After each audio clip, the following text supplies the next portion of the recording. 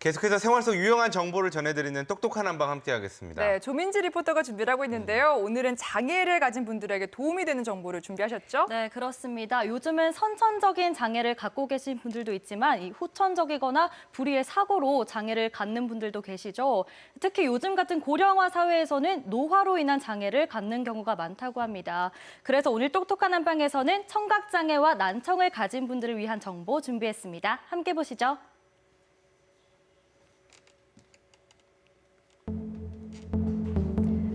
보건복지부에서 발표한 2016년 등록 장애인 현황을 살펴보면 국내 청각장애인 수는 무려 27만여 명. 청각장애가 없는 사람들이 갖기 쉬운 오해 중 하나는 바로 청각장애인들은 소리를 전혀 들을 수 없다고 생각하는 건데요. 하지만 모든 청각장애인이 소리를 들을 수 없는 것은 아닙니다. 5급 청각장애인은 대화 소리를 들을 수 있고요. 3급 청각장애인은 전철이 지나가는 소리를 들을 수 있다고 합니다. 이처럼 청각장애인들은 잔존 청력에 따라 들리는 정도가 다르다고 하는데요. 시각과 청각 단서를 통한 지속적인 훈련이 필요하다고 합니다. 고령화 사회로 접어들면서 노인성 난청을 겪고 있는 사람들도 점점 늘어나고 있는데요. 노인성 난청은 다른 질환과 달리 서서히 진행되기 때문에 보통 본인은 잘 느끼지 못하는 경우가 많다고 합니다. 계속 방치할 경우 자칫 대인기피나 우울증, 치매 등으로 발전할 위험이 있어 주의해야 하는데요. 노인성 난청으로 고민하고 계시다는 한 어르신을 만나기 위해 대전시 중구의 한 주택을 찾아갔습니다. 몇 년 전부터 소리가 잘 들리지 않는다는 이옥현 어르신. 시간이 지날수록 점점 들리지 않는 귀 때문에 외출을 꺼리는 날도 많아졌다는데요. 조금씩 안 들리는 건 오래됐는데요. 이렇게 많이 안 들리기는 한 3년 됐어요. 안 들리니까 제일 불편하지. 나가면 사람들하고 대화를 해야 되는데 대화를 내가 뭐 그 상대방에서 말을 하면 내가 답변을 못 하니까 아예 안 나가요. 아예 안 나가 집에서만 있어. 테레비가 내 친구야. 모처럼 외출 준비를 하고 집을 나서는 이옥현 어르신. 오늘 반가운 소식이 있다고 해서 찾아가는 길이라는데요. 동네 행정복지센터를 찾아가셨네요. 네, 그렇습니다. 청각 장애에 등록을 하는데 비용이 많이 들어서 보청기 못 하시는 분들이 많거든요. 그래서 다시 찾는 사랑의 소리 캠페인이라고 해서 그 진료비도 지원을 해주고 보청기도 자기 부담 비용도 다 해주는 데가 있어요. 그래서 지금 그거 신청하실 거거든요. 어머니 한번 이거 보시고. 노인성 난청 및 청각장애로 고민하는 분들을 위해 진행하는 캠페인에 신청하게 된 이옥현 어르신.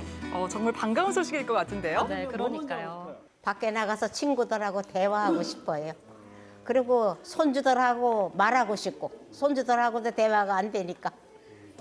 저희 다시 찾는 사랑의 소리, 일명 다차소라 부르는 저희 캠페인은 지역 주민들을 위한 대전시에 있는 12개 기업들이 기금을 마련해서 대전시와 시 산하기관들이 함께하는 난청 및 청각장애인을 위한 캠페인입니다. 저희가 지원하고 있는 부분은 청각장애와 또는 난청이 심하셔서 어려움을 겪고 계시는 분들께 병원 진단비와 청각장애에 관련돼 있는 정부 기금 이외의 자기부담금을 지원하고 있습니다. 작년부터 진행되고 있는 캠페인을 통해 보청기를 지원받은 분들도 많다는데요. 캠페인을 함께 진행하고 있는 지역의 한 보청기 기업을 찾았습니다. 마침 지난해 캠페인을 통해 보청기 지원을 받은 어르신이 상담을 받고 계셨는데요. 여기 보시면은 지금 아버님이 하루 평균 5시간 정도 사용하고 계신데요. 5시간도 충분히 많이 끼고 계신 건데 조금 더 써주셔야 돼요. 조용한 소음 속에서는 사용을 거의 안 하고 계세요. 집에서는 거의 안 끼고 계신 건데 그런 상황들이 지금 여기 보청기에 다 지금 저장이 되어 있는 상태인 거고요. 그래서 조금 더 듣기 편하시도록 한번 바꿔드릴게요. 아까보다는 조금 소리 자체가 좀 더 또렷해지고 좀 더 잘 들리실 거예요, 지금. 좀 크네. 좀 커지셨죠? 좀 크고 잘 들리죠. 잘 그 들리세요? 대신 예. 약간 조금 울리는 좀 맛은 있네. 보청기를 사용할 때는 전문 청각사와의 자세한 상담을 통해 주기적으로 보청기의 주파수 등을 조정하는 과정이 꼭 필요하다고 합니다. 예. 아버님 좀 울리는 소리 조금 줄어들었나요? 웅웅하긴 덜해. 좀 덜해지셨죠? 예. 그 전보다는 낫지. 응?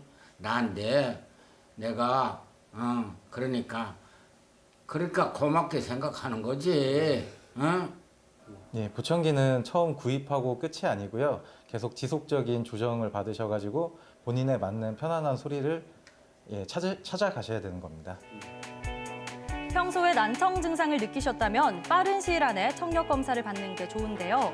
가장 기본이 되는 수능 청력 검사를 통해 청력 손실 정도나 형태 등을 파악할 수 있다고 합니다. 기본적인 검사를 마친 후에는 전문의나 청각사 등 전문가와의 상담과 치료를 통해 보청기 착용 여부를 판단하게 되는 거죠. 그러니까 무엇보다 정확한 검사를 통해서 자신한테 맞는 보청기를 선택하는 게 중요하겠네요. 네, 그렇습니다. 청력 검사 결과가 심각한 경우라면 전문가와 상담을 거쳐서 보청기와 같은 청각 보조기를 사용해야 하는데요.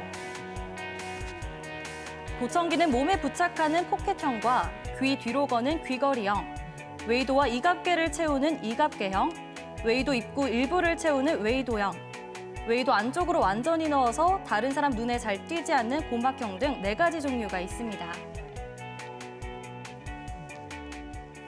보청기를 착용한다고 다 잘 들리는 게 아니라 개인별 청력과 인지 능력 그리고 어음 분별에 따른 효과가 다르기 때문에 정확한 청력 검사와 보청기 적합 검사를 통해 보청기를 착용했을 시 어느 정도의 효과가 있는지 확인하는 것이 매우 중요합니다. 보청기의 실제 착용률은 전체 난청인의 약 7% 수준이라는데요. 높은 가격 때문에 보청기 착용을 미루는 경우도 많다고 합니다. 보건복지부는 2015년부터 보조금을 최대 131만 원으로 확대해서 진행해오고 있는데요. 보청기 가격에 대한 부담을 최소화하기 위한 것으로 청각장애 2급에서 6급이면 5년에 한 번씩 보조금을 지원받을 수 있습니다. 꼭 필요한 분들에게 도움이 많이 되겠네요. 그렇죠. 꼭 알아두셔야 합니다. 보청기는 청력 퇴화를 예방하고 어음 분별이 떨어지기 전 조기에 착용하시는 것이 중요합니다. 다수의 분들이 보청기를 한쪽만 착용하는 경우가 많은데요. 보청기는 양쪽에 착용해야 방향성이 증가하고 소음 속에서 말소리를 더 많이 할 수 있기 때문에 한 측보다는 양측을 착용하시는 것이 더 잘 들린다고 할 수 있습니다. 우리가 모르고 있던 부분들이 참 많았던 네. 것 같아요. 얼마 전 통계청 그 자료를 조사한 걸 봤었는데 네. 2020년이면 우리나라 인구의 20%가 노인으로 차지되는 초고령화 사회로 진입을 한다고 합니다. 아무래도 평균 수명이 늘면서 네. 건강도 좀 잘 지켜줘야 될 텐데 말이죠. 네, 예. 그렇습니다. 그런데 특히 어르신들은 자녀들에게 부담을 주거나 걱정을 끼친다는 이유로 이 노인성 질환이 나타나도 병원을 가지 않는 경우가 많다고 하는데요. 이 특히 노인성 난청의 경우 증상이 서서히 진행되기 때문에 병원을 가도 이미 늦은 경우가 많다고 합니다. 네, 저는 부모님하고 같이 살지만 부모님에게 평소에 좀 무심하지 않았나 이렇게 반성을 좀 해보게 됩니다. 평소에 부모님의 상태를 잘 체크하시는 것이 중요한 부분인 것 같아요. 평소에 뭐 휴대폰이나 텔레비전 소리를 너무 크게 높이시던가 그리고 네. 뭐 뒤에서 불렀는데 잘 못 알아들으시거나 하시면은 아무래도 먼저 가서 검사를 받고 상담을 받아보시는 게 좋을 것 같아요. 네, 되도록이면 빨리 상담을 받는 게 좋고요. 이 제이 씨처럼 부모님과 함께 사는 경우라면 그나마 다행이지만 이 가족들과 떨어져서 지내는 경우라면 특별히 주의하셔야 합니다. 이 대화하는 상대가 없을 경우 스스로 난청임을 인식하지 못하는 경우가 있다고 하네요. 혹시나 부모님과 통화할 때 유난히 목소리가 크다거나 빨리 끊으려는 모습을 보인다면 난청을 의심해 보셔야겠습니다. 전화 자주 드리는 게 그러니까요. 중요하겠네요. 예. 저는 제가 평상시에 부모님이랑 통화를 뭐 하루에도 몇 통화씩 하는데 예. 너무 익숙해서 미처 모를 수도 있겠다 생각이 그럴 수 들어가지고 있죠. 유심히 더 살펴봐야겠다 생각이 들었습니다.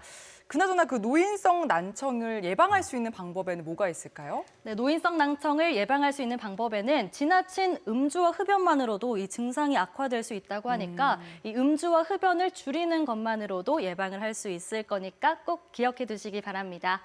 자, 똑똑한 한방 두 번째 소식은 거동이 불편한 분들을 위해 출범한 교통약자 이동지원센터에 대한 정보 준비했습니다. 함께 보시죠.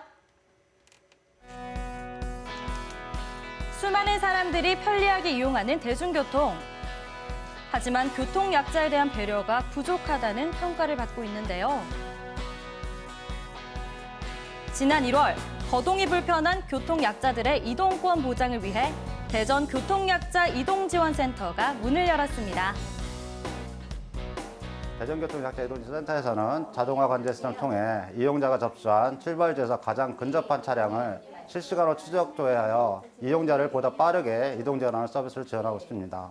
이용 대상자는 1, 2급 장애인분들과 3급 지적 자폐성 장애인분들이 이용이 가능하시며 교통약자인 65세 이상, 대중교통 이용이 어렵고 휠체어로만 이용이 가능하신 노약자분들까지 이용이 가능하십니다.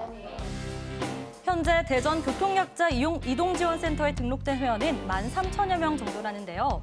휠체어를 타고 이용할 수 있는 특장 차량의 경우 하루 560여 명 정도가 이용한다고 합니다. 이 차량 안에 휠체어를 고정시킬 수 있는 장치가 있네요. 네, 휠체어를 타고도 안전하게 이동할 수 있도록 특수 개조된 차량입니다. 장애인 콜택시 이용 건수도 지난해보다 급증했다고 하는데요. 그러니까 일반인들은 이용하지 않고 거동이 불편한 장애인분들만 이용하는 전용 택시인 거죠? 네, 그렇습니다. 대전 교통약자 이동지원센터는 지난 1월 교통약자 이동편의 증진법에 의거해 출범했는데요. 현재는 전국적으로 운영하고 있다고 합니다. 기존의 장애인 콜택시 제도 등의 기능을 확대했지만 자리를 잡기까지 많은 어려움이 있었다는데요. 시스템을 변경하는 등 그동안 많은 노력이 있었다고 합니다. 이용 대상자 확대와 이용자 증가로 인한 보다 많은 이동 편의와 이용자 중심 서비스를 제공하기 위해 기존 예약제에서 바로콜로 전환되었으며 실시간 단거리 배차로 공차 시간과 공차 거리를 줄여 현재 차량 배차 건수가 전년 대비 24.8%가 증가되는 현황을 보이고 있습니다. 바로콜을 이용할 수 있는 지역은 대전과 대전 인접 지역으로 공주, 논산, 계룡, 청주, 금산과 옥천, 세종시까지 운행이 가능한데요. 대전 인접 지역은 출발지가 대전이어야만 가능하다고 합니다. 장애인들의 편리하고 안전한 발이 돼주고 있는 대전 교통약자 이동지원센터. 특장 차량은 보호자 없이 쉽게 이용할 수 있다는데요. 이거를 해보면 이제 뭐 기사분들이 도와주니까 별로 뭐 힘들고 그런 건 없습니다. 뭐 우리 같은 사람들이야 이런 차가 없으면 어디도 못 가잖아요. 근데 뭐 마음대로 갈 수 있고 그리고 또 뭐 거기에 제일 저기라면 요금이 저렴하다는 거 그것도 장점일 수도 있고요. 뭐 그런 점에서는 유리하죠.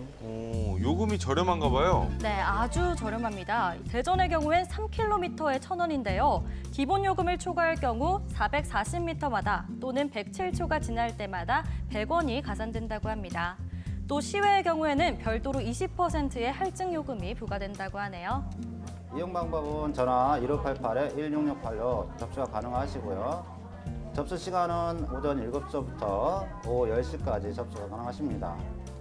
또한 홈페이지와 모바일까지 접수가 가능하십니다.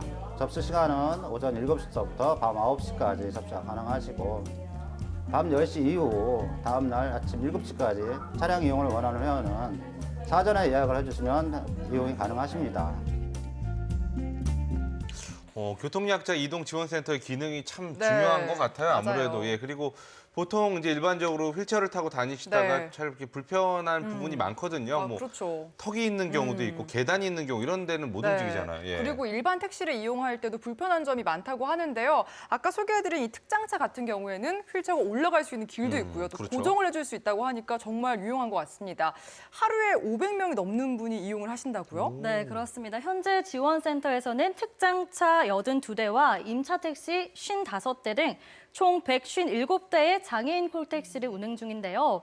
5월쯤에는 임차 택시 15대를 증차할 계획이라고 합니다. 앞으로 더 많은 분들이 편리하게 이용할 수 있었으면 좋겠네요. 네, 또 그리고 좋은 게 아까 보니까 정말 이용 요금이 저렴한 거잖아요. 아무리 네. 편하고 이렇게 쉬워도 이용 요금이 좀 비싸면은 맞아요. 이용하기가 좀 꺼려질 텐데 기본 그렇죠. 요금이 아까 1,000원이라고 하셨죠? 네, 3km까지 기본 요금이 1,000원이고요. 440m 또는 107초마다 100원씩 더 부과됩니다. 이용하실 분은 전화를 걸면 바로 배차가 된다고 하는데요. 1588-1668번으로 문의해 보시기 바랍니다. 네, 자 다음은 월요일에 활력을 불어넣어주는 펀 SNS입니다. 함께 보시죠.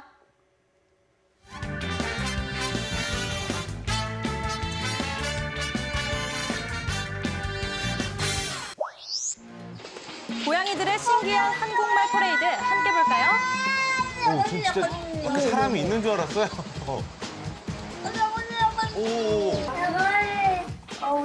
진짜 나갈래.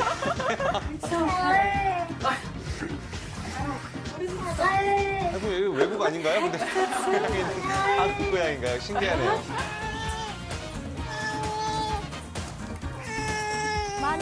많이 들리시나요? 조금 있으면 간식까지 달라고 할 것 같은데요. 자막대로 얘기하는 것 같네요. 신기하네요.